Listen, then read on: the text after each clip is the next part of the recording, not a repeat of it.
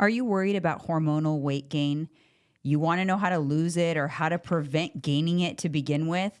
I'm going to share with you exactly how it crept up on me and what I could have done to prevent it. I'm also going to give you tips on how to lose it. And ladies, is your partner not on board with your healthy habits or a quest for a healthier lifestyle? We're going to tap into Mike's knowledge today and help you encourage him to join your journey. Tons of great info, so grab your coffee and let's get into it.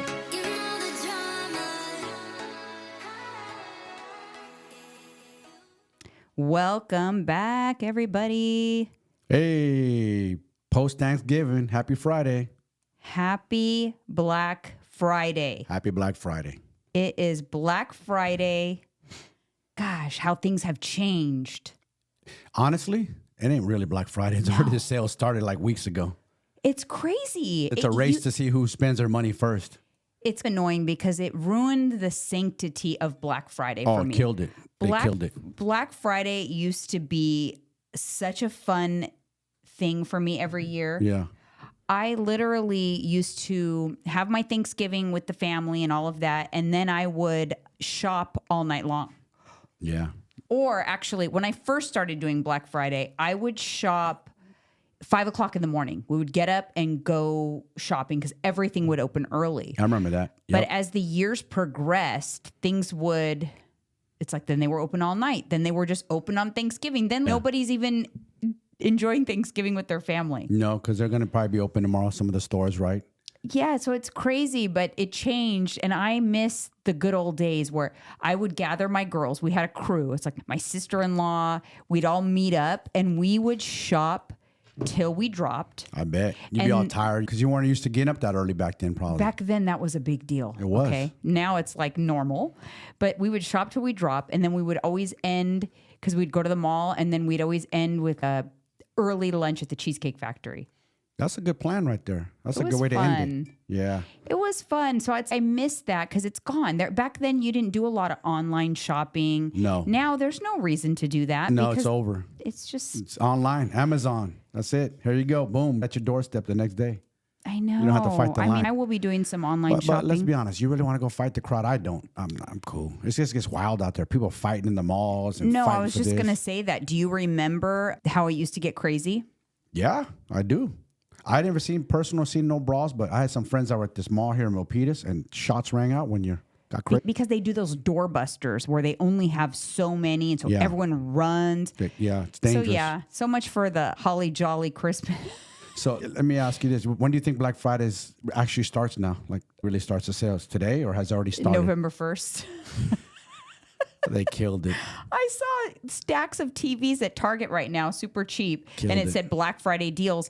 And there was tons of them. But see, because there's tons of them and because there was no like scarcity factor, nobody's tripping on the freaking cheap TVs. Nah, that is gone. Because what is it? It's when it's limited, people want it. But when it's a lot available, it's all supply and demand. That's all it is. It's crazy. It's too much supply. No, the demand is low. I have my list of, there are some companies that are keeping with Black Friday traditions. And I'm one of them, by the way, but I'll go over that in a second. But whereas they're starting it on Thanksgiving and that's it. And then it's Thursday and Friday. They'll take the weekend, go back to regular prices. Then Monday, maybe do another little special. But what do you mean? This Cyber Monday. Yeah, that's Cyber Monday. Exactly. But see, Cyber Monday used to be for people to shop online. But first you did your shopping, then you did Cyber Monday. What I feel like is happening is companies thought that people were spending their money. They didn't want people to spend their money elsewhere, so they try to be the earlier one. Yes. It's annoying. Yeah, they killed it. But I personally I have a list of websites that I want to check because those are where I want to get certain gifts. And I will check to see what their deals are, and I'll get my gifts if there's a good deal there, right? Yeah. I don't let the sales tell me what to buy. Yeah, exactly. That's where you have to be careful. Buy what you need to buy, what you would buy anyway, but just get the best possible deal for it. That's a very good advice right there. Very good input. And the other thing is, just a little shopping tidbit, you guys, because listen, I know I laugh because remember when on Prime Day when I said, don't buy too much stuff, consumerism, that I had all the boxes. Of course. But I'm giving you serious tips on another thing. if you are going to buy someone something that's $100, okay, it's $100 item and you got some killer deal on it and you got it for $40, don't then feel like you need to buy more things because you spent less on them. That's true.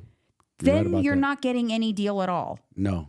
Do you know what I'm saying? I think a lot of people go, oh, shoot, now I got to buy more things because it was on sale and I only spent $40. I'm a cheapo. No, that's the whole point of buying something on sale. Save money. That's what it's all about, especially in this economy. You want to save money. Mm-hmm. There's these blankets that I want to get. I think would be a good gift for like household gifts for people. And it's so hard because I don't want to say everything on this web podcast sometimes because people listen. Yeah. Family and stuff listen that I buy gifts for. Careful. But anyways, I've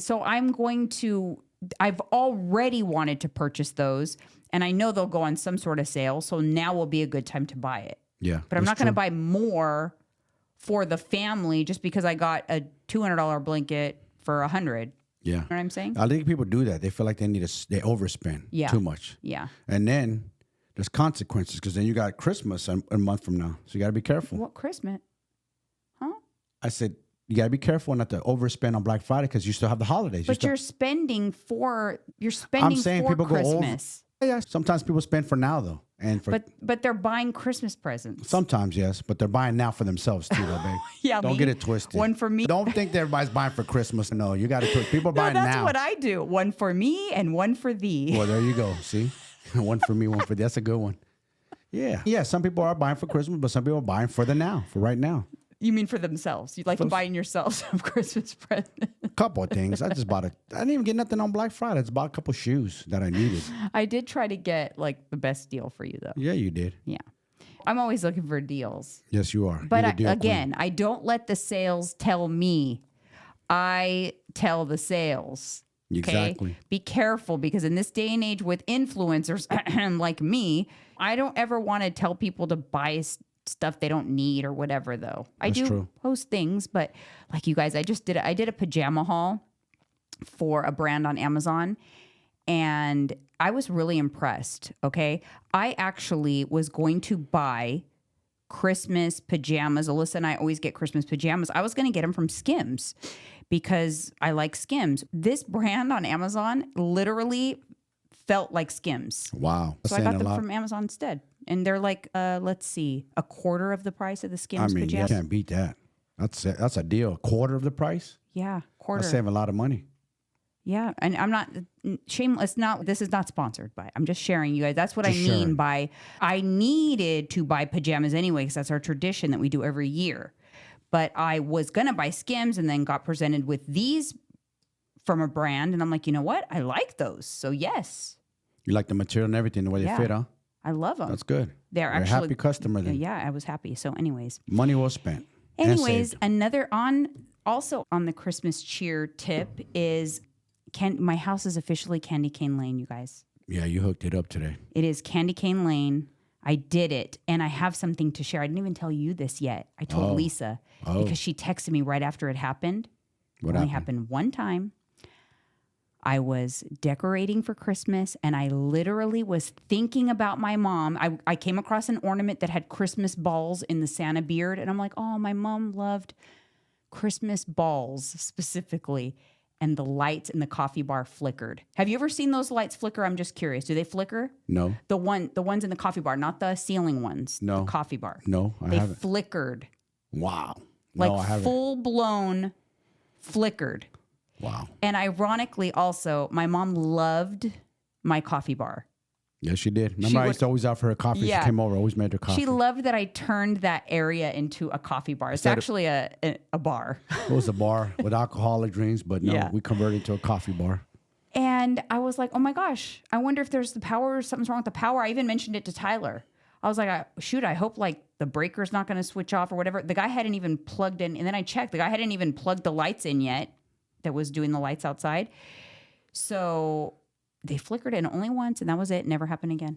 She's saying you a sign that she's close by. It could be. She's good job. Good job. Yeah. Good job, daughter of mine. You're celebrating Christmas in my honor. I know, because you guys know that was the whole reason why I rushed. I actually found that person on TaskRabbit to do it the day before Thanksgiving because that was my promise. So what are the chances that the lights are going to flicker? And you said you almost smelled her today in Target too. No, I didn't almost smell her. I smelled her. You smelled her in Target. You saw me. I stopped and I said, that lady right there smells like my mom. That's crazy, that scent. That was very distinct smell in Target. And every time I'm walking down that main aisle in Target, I always think about, man, my mom walked this aisle so many times. She loved going to Target. I bumped into her in Target a few times. See, she loved going to Target and loading up the cart with toys for the grandkids. Yeah, yes, she did. Black Friday sales, you guys. Now you can officially join Jay's Body Bootcamp for 40% off. The deal goes through Monday. And it is the cheapest it's ever going to be. And it is locked in for the duration of your program. So if you stay with me 3 months, 6 months, 9 months, I have some clients I've had for 2 years on that program. Damn, they're locked in. And so the code is Black Friday, no space. So discount code Black Friday. There you go. And then One Up Nutrition is still 30% off. They are site-wide. Plus, you can still use my code for an additional discount. Now's the time. Get the creatine and get protein powder. Those are yes. If you don't know what to get the protein powder, get the Pure Rebuild. And then also I like the Daily Cleanse for digestion and then the pre-workout. Those are like on repeat for me, on reorder. Get them every time. And then CRZ Yoga is also having tons of deals too. So check out CRZ Yoga on Amazon and my Amazon storefront, or you can check my Like to Know It for the recent details and hauls that I did. There you have it. There you have it. All right. We are moving on to comment corner already because I don't have a Hold My Coffee. No Hold My Coffee. Wow. No, there is no Hold My Coffee on my... That's a first. Yeah. Everyone's been behaving themselves very nicely. All right. Let's go into this comment from Just Me on YouTube. And she says, do you have a podcast about Ozempic and menopause? I'm wondering if it could be done without losing muscle mass. So... That's a good question, actually. Yeah. I can tell you from, obviously, I've not taken Ozempic. I almost wanted to try taking it just to see how much control you could still have over what you ate personally. So I can say I tried it and this was my experience. Yeah. But I haven't and I didn't. But the clients that I've worked with that have taken it, they had those intentions as well. I can tell you this. They're like, oh, I'm going to take Ozempic, but I'm going to eat a lot of protein and I'm still going to work out. Let me tell you what happens. There is some switch, that dosage, that weight loss dosage turns off in the brain that makes you not want to eat, like at all. So the last thing you want to eat is protein. Yeah. Very difficult to get in protein. And you're eating, the reason why you lose a lot of weight is because you're not taking in a lot of calories because you simply don't want to eat. I'm talking like very low calories, maybe 800 calories a day. Dude, that's nothing. That's nothing. That's a meal right there. Yeah, so that's not enough calories to even get close to your protein goal. No. Do I think that you can take Ozempic and prevent losing muscle? No. Not that weight loss dose of Ozempic. No. I don't. Listen, you can't prevent losing muscle even on a normal calorie deficit. True. You're still going to lose muscle. Yes. If you're under the impression that in a calorie deficit you don't lose any muscle, that's usually not the case, unfortunately. Now, the whole purpose during a calorie deficit is not to do a very big deficit and eat as much protein as possible and resistance train as much as possible to minimize that loss. Yes. But it's very hard to preserve all your lean muscle when you're in a deficit. And think about this. Calories is energy. Yes, it is. Okay. So what happens when you're eating low calories? What do you think? Of course, your energy is going to be low. You're energy. not going to have that extra boost. So you're not going to have that boost for the gym that's going to be necessary for you to retain that muscle mass. I just think it's very tricky. Now, if you have a lot of body fat, a lot of weight to lose, I would do Ozempic because you probably don't have a whole ton of lean muscle to begin with. Yeah. And at least to get to a more manageable weight and then come off of Ozempic and continue to lose. You don't have to take yourself to waif thin. Like a lot of these people that they don't, like I heard Sharon Osbourne, actually that's a good hot coffee topic. Sharon Osbourne came out and said, I lost too much weight on Ozempic, and now I can't get it back. Like, I That's can't gain it. crazy. Too much weight. She's under 100 pounds. Oh, that's dangerous. And she's an older woman too. Yeah, she's super dangerous. Yeah, and you got to understand, if you're older, she's older, like a senior citizen. I know. You need that, your frame. You need that muscle on your frame. Let me tell you what you risk when you lose muscle. We're talking about life, okay? Years on your life. When you lose muscle, you increase the chances of having some sort of a bone fracture, a serious injury, break a hip, something like hip. Yeah. So I used to work at an old, what do you call it? A senior living center. It was like a senior care facility for the wealthy too. So pretty wealthy people. Yeah. So they had a special hospital section, and then they had the living section where they had their little apartments. And I always remember they would do so good. They were these hip ladies playing bunco. And if they had a fall, if they broke their hip, they would go into the hospital side of the facility and never come out. It was over, huh? Over. Isn't that crazy when you break a hip? It's over. It's weird. Yeah, and you know what prevents you from breaking bones and breaking a hip? Your muscles, muscle volume. Your balance. Because you have to have strong muscles to prevent those sorts of issues with your bones. So even like osteoporosis and things like that. Facts. Because it's called sarcopenia. It's called age-related muscle loss. And it happens because as we get older, we move less. So we lose the muscle. Our muscles literally atrophy. That's why it's important to work out now so you have a strong body for the future. Yeah. That's what I keep preaching. Don't worry about the now. Yes, it's important, but you're building now for the future. So you have a strong frame for the future. You want to build it. And yes. The older, it's hard to build. So you want to build it for as many years as you can so you have a good foundation by the time you become a senior. Yes. But once you lose it, and you're a senior or you're an older woman or older person, it's going to be extremely difficult to get back. So do I think the juice is worth the squeeze if you're trying to lose menopause weight gain with Ozempic, that means you're of menopausal age. This is where the most important thing for you to do is build muscle. Yes. And lose body fat, minimize muscle loss. Minimize. You do that with a modest calorie deficit, but Ozempic is a extreme calorie deficit. And for women, it's hard to build muscle. For men, it's hard. You guys are like 10 times harder. You don't have like testosterone levels like we do. But so if someone were to want to make that attempt, what you'd have to do is you'd have to still track your macros. But for you, instead of trying to stay within a calorie limit, you're going to have a calorie goal. Yeah. Like, all right, I got to get in at least such and such amount of calories. That number would depend on the person. And I have to get in protein. It would be non-negotiable. I remember I had that plan with one of my clients, and what happened? She couldn't do it. She couldn't eat more than 700 calories a day. Wow. That's nothing. That's like I said, it's like a meal. It's nothing. And the problem with that is when you lose that muscle, your metabolism is going to slow down with that because your body doesn't require as much energy to function without muscle. So now your basal metabolic rate's going to drop. So when you come off the Ozempic, you've now lost your muscle. So when you gain weight back, guess what? It's not muscle. Nope. It's body fat. Yes. So now you've totally skewed that balance. And now you've got very high body fat, even if you weigh less than you did before.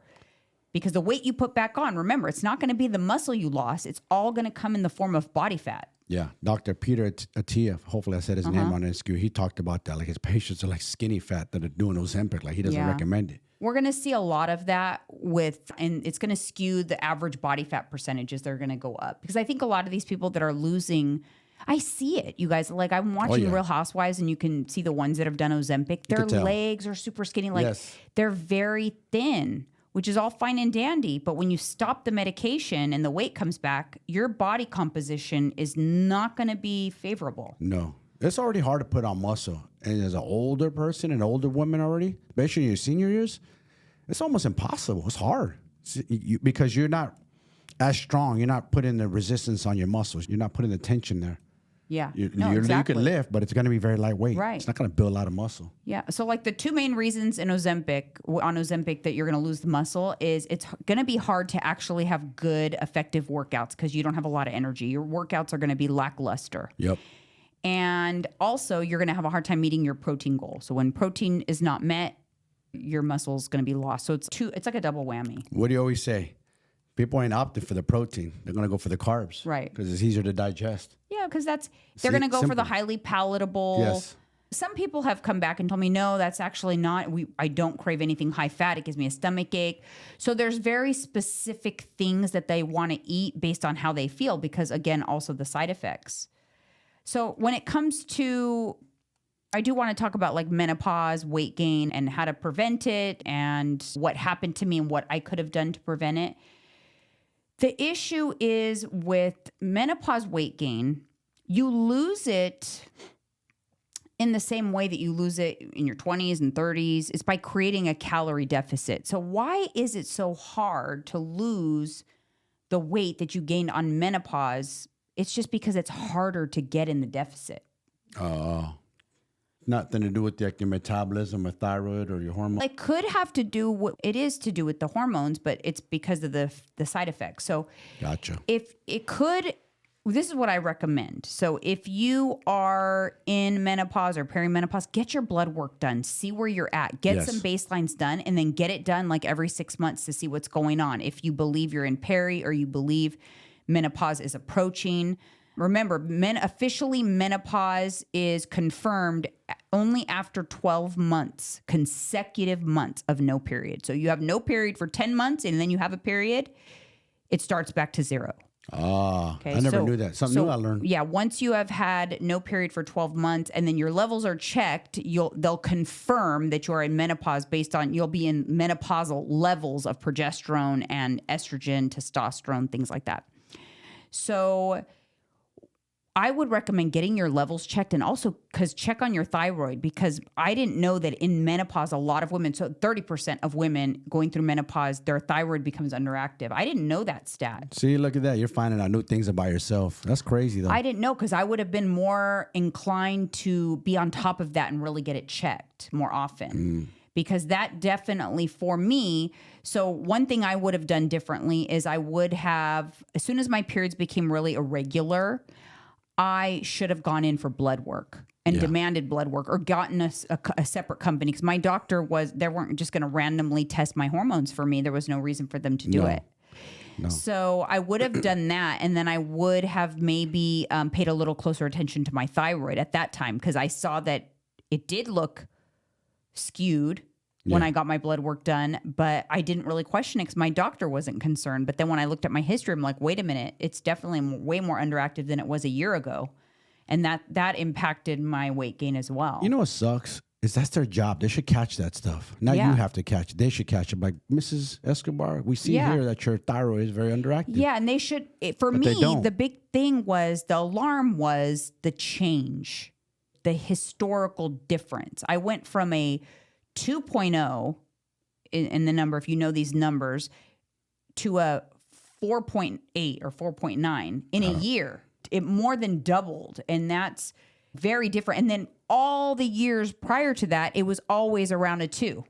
Oh, wow. So it definitely skewed suddenly in the course of a year. And when you have an underactive thyroid, your metabolism slows down. So I always tracked my macros.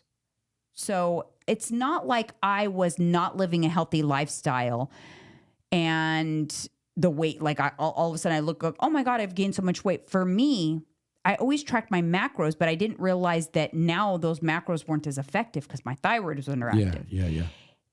Coupled with the fact that my mood was low, my energy was low, my sleep was poor. So my workouts were lackluster. Yes. I wasn't sleeping as good. I probably had more off-track days than I usually do.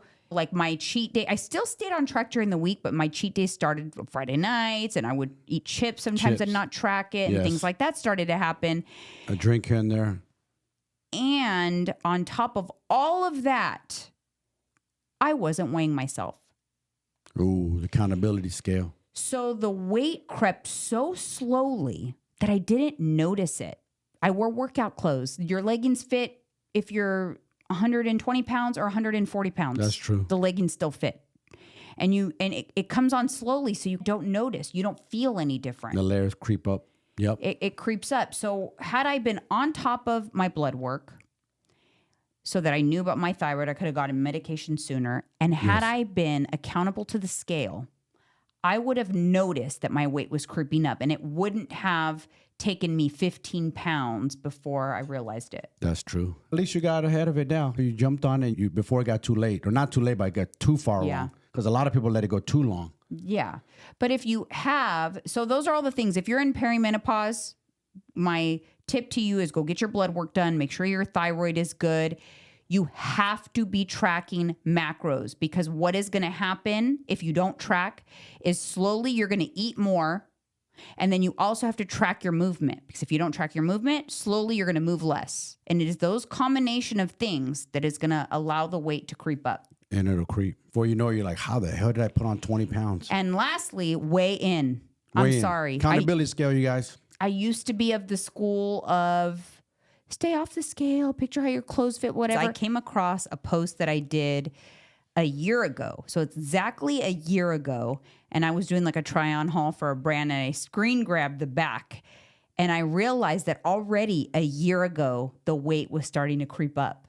Damn. And it was like it was like a tube, like around my my midsection. So it was almost like I was wearing a floaty. Yeah. So I'll put the picture up that I found on the screen, because it was shocking to me, to be honest. I was like, oh my God, it was already, because I thought it got worse than that for sure, because it continued to creep up very slowly. Then we were in the holidays.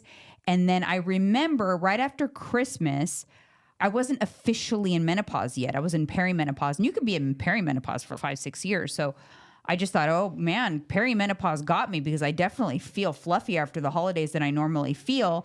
And I went on a little cut, and I felt much better after a month, but I still never weighed myself. So what I didn't realize was in that cut, I didn't go back down to where I thought I did. You assumed. I assumed, because I don't know. I just didn't want to get on the scale. And I thought I really just was in denial. Can't be scared of the scale. So don't be scared of the scale. No. You need data. You need to know what your body's doing, where you're at. It's good to do that. I weighed myself today. I'm not worried. I'm up a couple pounds. So what? Yeah. Tracking and monitoring your movement too, because otherwise you're not going to realize, wow, I am moving less.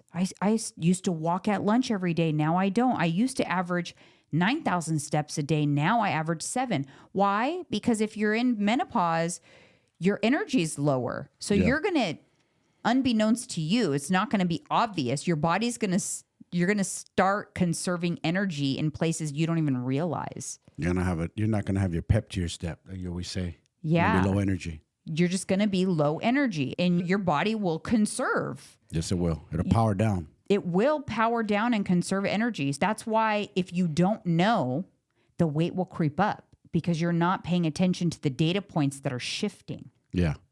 Someone once said on a post, it was cool. They said, listen, it took you years to pack that weight on, layers of it, layers of body fat. You think you're just going to undo it like in a couple of weeks? No. Yeah. Doesn't work that way. No, it takes time. That's what you have to know. But the good news is, now I can tell you from experience, you can still lose weight in menopause. Okay. You can lose body fat. You can get yourself into a calorie deficit, and you have to just focus on your symptoms, fix the symptoms, and then implement the lifestyle protocol, and then will come the weight loss. Yes. You can't skip over the symptoms, though, because it's the symptoms that cause you to put the weight to begin with. Meaning you could put yourself in a calorie deficit and start working out. But if you didn't fix the symptoms, your workouts aren't going to be very good. You're really not going to be putting out energy. You're probably not going to have a lot of neat calories, which is all the calories you burn when you're not exercising.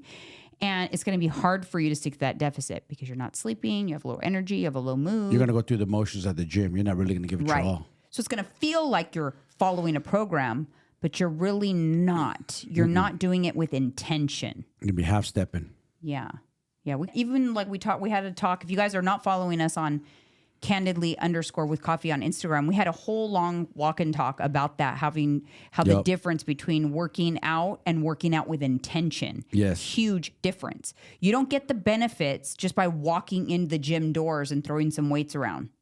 You don't reap the rewards because you did that. You have to actually go, and then you have to actually have a good workout. I say that now with this younger generation, not to gas them, but I see the guys working out, and they're not working out with intention, with intensity. Like you gotta, either they're not working out with intensity, or they're trying to hit weights that they can't handle. They're trying to ego lift. Yeah. I see it all the time. Dude, go lighter and push harder, but you're trying to force yourself to push heavier weight where your body's not equipped to handle that yet. Your technique is not there. Yeah. They want to rush the process. They think by going heavier and doing sloppy form and technique, they're going to build muscle. No, it doesn't work that way. All right, you guys, moving on to Manifest AB777. Question for Mike for an episode. What age did he truly feel like changing his health and lifestyle as a man? My husband is 35. He binge drinks alcohol about 4 days a week and eats like a teenager. He's very tall, but he weighs almost 290 pounds. Big boy. I recently have become sober from alcohol, watch what I eat, and work out, even while I work graveyard shifts. I'm feeling discouraged and sad because it's hard to watch someone I love slowly let themselves go while we have 2 little kids to live for. I tried talking to him about it, but he doesn't care. I pray daily. Oh, that's a tough one. I don't know. What was I? Probably 40 years old when I flipped the switch? Yeah, you started to flip the switch. We stopped partying around like 39 or so. When I competed, though, it was before you were 40. So before 39. I was 40. Yeah, I flipped it. Things started to kind of change. I hired your coach, Matt Allen. Went on my own little diet journey with him, changed my eating up, and I had great results with him. You were 38. 38, Yeah, okay. 38. So that's what, a decade ago. About 10 years ago. But what did it take? I started first. You did. And I noticed Inspiration. in your comment, you said you recently have made changes. Recently. So those changes, and now let me tell you this, now that you've changed, his poor habits are like blaring red alert fire sirens to you, because that's what happens when you make a change. Yes. That's true. You're right. For sure. Whereas things were no big deal before, all of a sudden it's like, oh my gosh, you're eating that? Or you just start to have a different view of what he's doing. Now, keep in mind, if you recently made the change, that's step 1, actually. It is. Because you didn't harp on me. You wanted to compete and you wanted to change your body. And you just said, well, babe, since I'm making the change and I'm doing it for competition purpose to get lean, you have to do it. You didn't push it on me. I thought I needed to make a change. Yeah. You have to really know your spouse, too. You have to know what would work for them. And he's 35 years old, correct? She said? Yeah. I was still partying at that age. Yeah. So that's a tough one. Still might be a little bit, but the first and most important thing is that you made a change, though, because that, believe it or not, even though it doesn't seem like it, it will impact over time. It will shift things. Yeah. I say look at what you're buying for the house and maybe start making healthier food choices. Start with that. Don't force it on, but start with that slowly. Yeah. Make like a healthy pasta dish of some sort. I'm just throwing it out there. And then maybe he'll start eating that. He'll start eating what you make. And slowly over time, his body will start changing. And you're not drinking anymore, so slowly over time, he'll get bored and maybe start drinking. Yeah, because when you don't have a partner in crime at the dinner, if you would order a cocktail, I would feel like I wanted to order a cocktail. Yes. But if you'd order Diet Coke, I'm like, oh, I'll have a Diet Coke. That's true. That's right? what you started doing. So I stopped drinking. Inadvertently, you don't realize it, but the lifestyle changes you have made probably are already somewhat impacting your spouse. You just don't really notice it yet. But I can tell you that you're going to notice every poor choice tenfold more when you're keeping it clean. That's for sure. I know that I've experienced that for sure. But the other thing I was going to say, he needs like a trigger event. A lot of times men need a wake-up call of some sort. Yeah. Perhaps an annual checkup. Yep. The beginning of the year is coming up. Maybe you say, hey, I'm going to make we need to make sure our health is in order this year. That's going to be a goal. So I'm going to make us and include yourself in it. We're going to do checkups to see how we're doing, make sure our blood work's good. That's a good advice. Yes. Because a lot of times for men, they need like a kick in the ass. We're hard-headed, straight up. That's a goddamn honest truth. We are just so hard-headed and stuck in our ways, and we don't like to be told what to do, especially by women. A lot of it's ego. A lot of guys don't like to be told by their women what to do. You're right. So you have to be careful. That's why I said know your mate and know how to play it. Are they competitive? Because if they're competitive, maybe you can do a challenge. Do some sort of a challenge if they're a competitive type person. So play into who they are. Like what made me get into macros? I'm trying to think. I'm a little tired, so my brain's not working right. But what made me finally say, you know what? I want to learn macros from you. I want you to show me. I don't know. I asked you that recently. Damn. Remember? Because I don't know what changed your mind. When I think I was just ready to do it. Oh, you know what it was? What? I think watching your daughter eat. I was like, how the hell does she eat cereal and stay so lean? Or how does she eat pasta for a competition? I was baffled. I understand. Yeah, that's what it was. You were, because my daughter, you guys, I'm actually trying to get her on. She says she'll come on the podcast, but she is a wizard in making She is macro-friendly food delicious. Yes. Okay. Every time she walks out of the kitchen, Mike's, wow, what is that? Smells so good. How'd you make that? I know. But I've seen her eat like different things, like just things that she enjoys. She's not on a rigid diet, and that's why it works. No, a lot of times we get ideas from each other. Like she got into the Mediterranean style falafel wraps because of me. Yeah. Then she got me into the protein pasta. I actually just made it. It was part of the newsletter this week. The burrata. That smelled and looked good too. Yeah, the burrata protein pasta. She got me on that pasta because it's 14 grams of protein per serving instead of traditional pasta, which is 7 grams. But you can have regular pasta also. You can easily fit it in with a heavy meat sauce so that you're getting tons of protein. It's only 200 calories for a serving of most pasta. Yep. That's what I do. Exactly what you just said. That's what it is, though. And I'll put 10 ounces of ground beef. I remember specifically because you love cereal, you were like, how are you eating cereal? Yep. She was on this kick where she would eat cereal every day, but she had Fairlife milk with protein. Yes. And she measured her cereal, and she could have it. Yeah, that's like her snack. So it gave me the idea, wait a minute, I want to be able to eat like that. Yeah. And that's why I tell my guys, listen, I'm not telling you what to eat. I'm just showing you how to eat. Make sure you stay within your macros and you hit your protein goal. Right. And they're loving it. They're loving the freedom to eat what they want to eat. I just put a post up that couldn't be, it was like, this is what I try to tell people all the time. There is no difference in the way that you should be eating and moving and from when you are cutting versus when you are maintaining or when you are in a surplus. You shouldn't have, when I'm cutting, I got to go on a diet. And these are the foods I got to eat, my chicken, my broth. No, nothing changes except for your volume. That's it. Your macros shift, but the food you eat doesn't have to change. Just your targets change. That's it.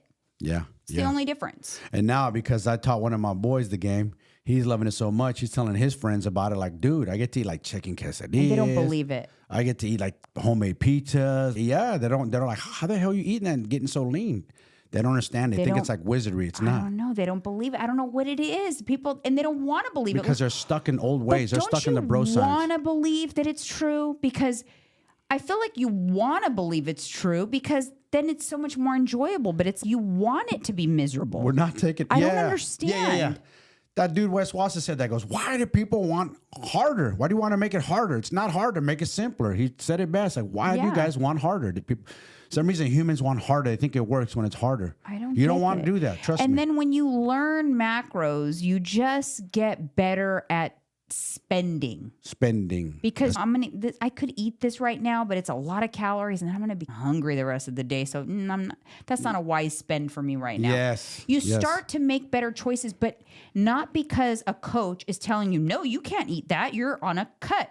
You can't eat that. You can't eat that. No, you are choosing because you know that it's going to make you hungrier or it's going to make you bloated. You start to make better decisions, but it comes with time. Yes. And it comes not all the time. Sometimes you make the shitty decision. Oh, I just blew 800 calories on something that's going to have me hungry in an hour, but it tasted good. Yeah. 100 calories and like 20 grams of protein. Like, ooh, return on investment is horrible. Yeah, I'm going to have a hard time.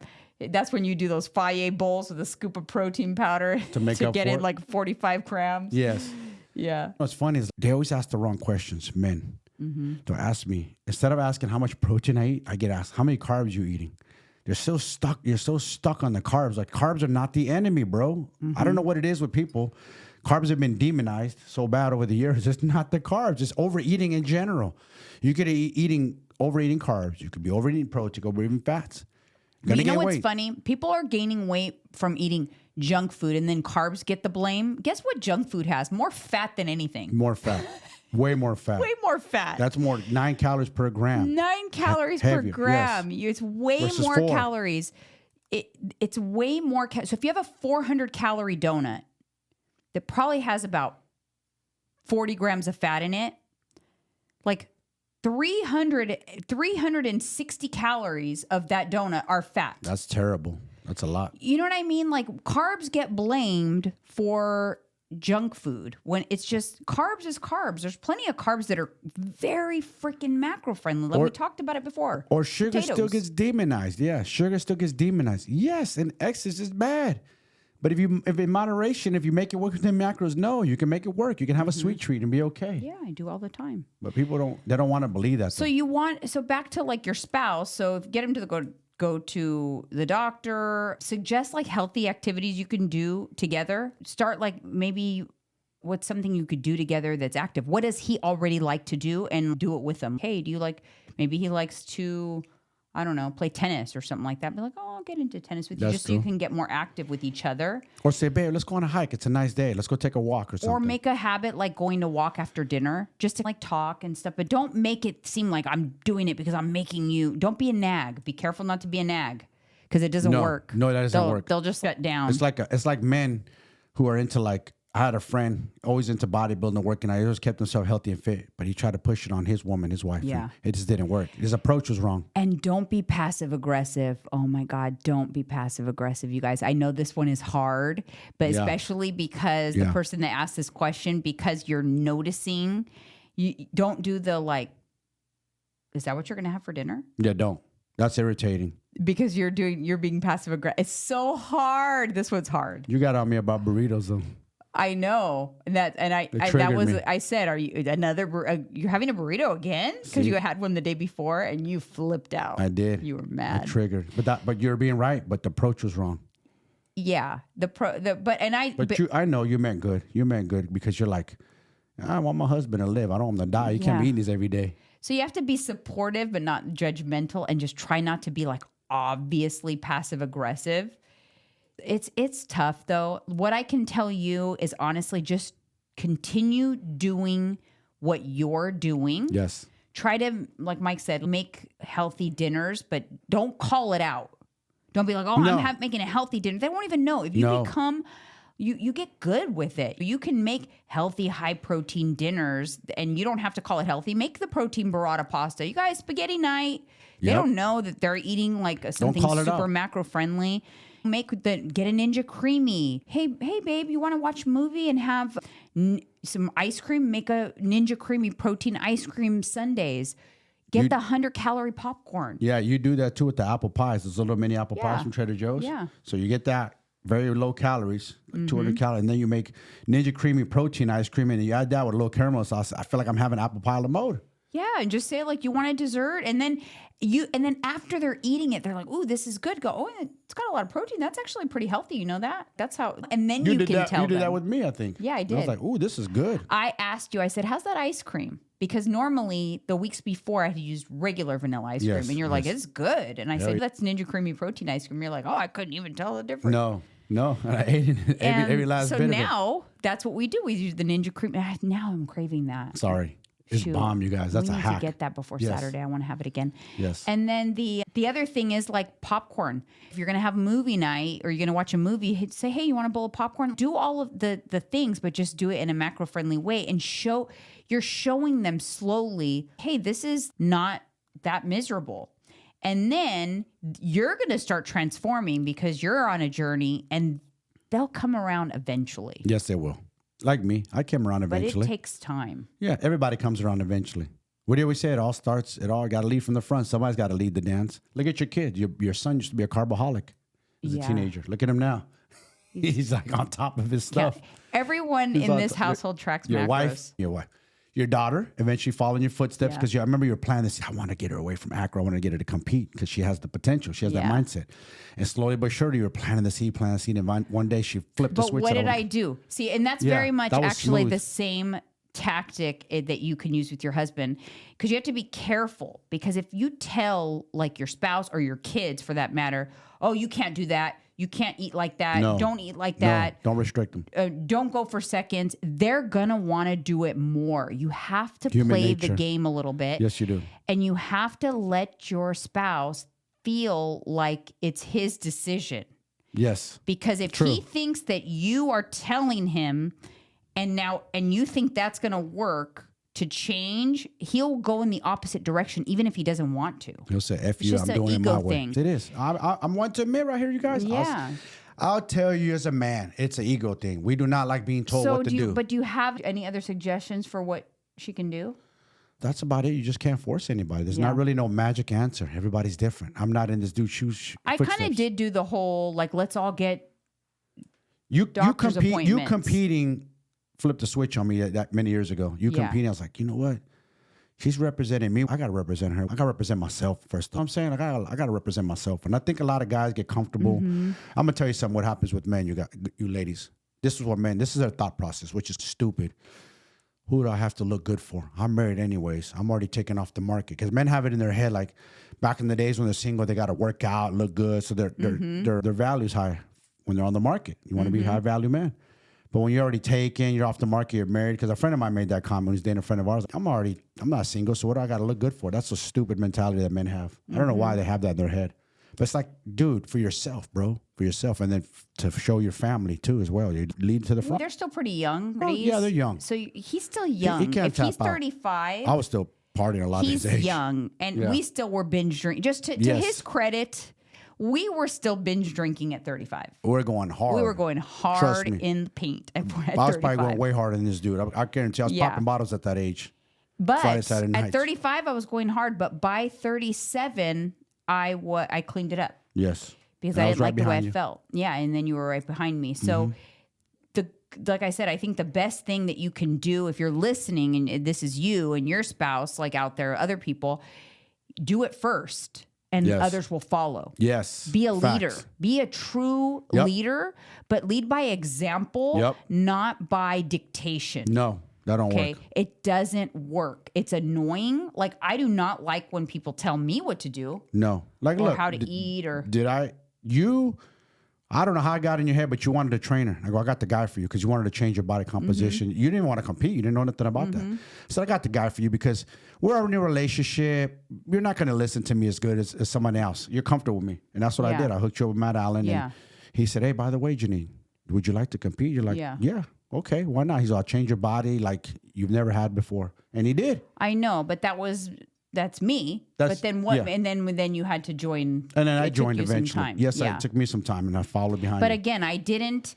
But I can tell you this: when I did start competing, I never noticed that he had a burrito every day, nor cared. But all of a sudden, when I'm eating my protein, then it bothered me to see him like laid out like a lump on a log with his burrito. You'd just walk in the house with your little bag. Burrito and chips. And then you'd be asleep after you ate it. And it did food coma. Bother me. Whereas before, I probably wouldn't have even noticed. So to your defense, that's going to happen. That's normal. But you got to bite your tongue a little bit. And just try the other tactics. Remember, at the end of the day, it has to feel like it's his idea. Yes. It really does. It really has. So just do your thing. True.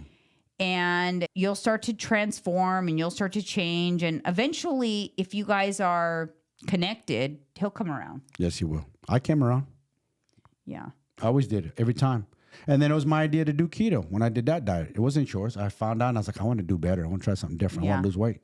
And I didn't discover keto, but I discovered a kind of a diet similar It was to keto. similar, yeah. We just because at tweaked it. that time I was lean and fit at the time. I didn't have, so I never used keto for weight loss because I was actually really good. I was training really hard. I had Yeah. a trainer at that time. Yep. But I decided it sounded cool and different, so I decided to do it with you. Yes.